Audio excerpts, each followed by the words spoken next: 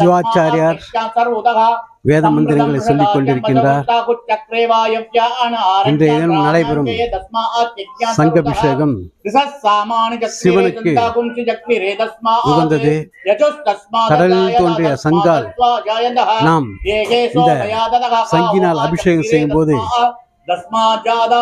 கார்த்திகை மாதம் திங்கட்கிழமை சோமவாரம் சிவபெருமான் அக்னி பிழம்பில் தோன்றினார் என்றாலும் அந்த அக்னியை குளிர்ப்பதற்காக சங்கபிஷேகம் செய்யப்படுகின்றது. இந்த சங்க அபிஷேகத்தில் கலந்து கொள்ளும் அனைவருக்கும் நல்லதொரு திருப்பு முனையாக அமையும்.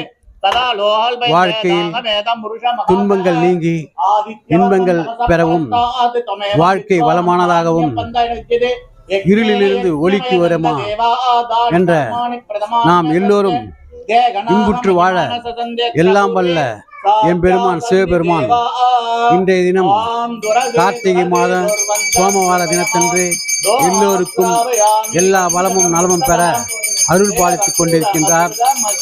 சங்கபிஷேகம் என்பது காண கிடைக்காத காட்சி. இது வருடத்தில் பல முறை நடந்தாலும் எல்லா தினத்திலும் இதை காண முடியாது. ஆகவே இன்றைய தினம் இதை காணும் அன்பர்கள் அனைவருக்கும் அருளாசி கிடைக்கும். இங்கே சிவாச்சாரர் வேத மந்திரங்கள் முழங்க நல்லதொரு தருணமாக இது அமைந்து இருக்கின்றது.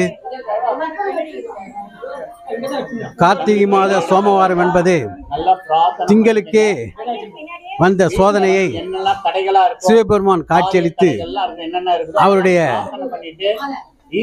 பாவங்களையும் துன்பங்களையும் போக்கி அவர் அருள் அளித்ததாக வரலாற்று ஏடுகள் சொல்லுகின்றன. ஆகவே இன்றைய தினம் நாமமோ அந்த வார்த்தை சங்கத்துக்கு பேர் ஒரே ஒரு நாமம் மட்டும்தான் இருக்கணும். அதை நான் சொல்லக்கூடாது. நீங்களா எவ்வளவு சிவனுடையது நீங்க ஏன்னா தீட்சை ஆகிடும் நாங்க சொல்றது.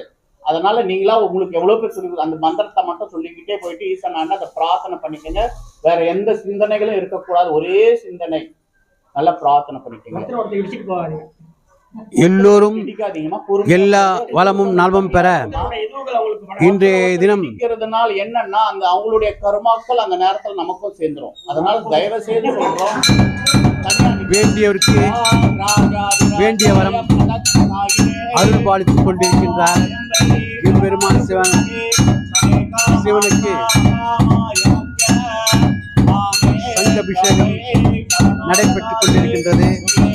ஓதுவார்கள் ஓத தீப ஆராதனை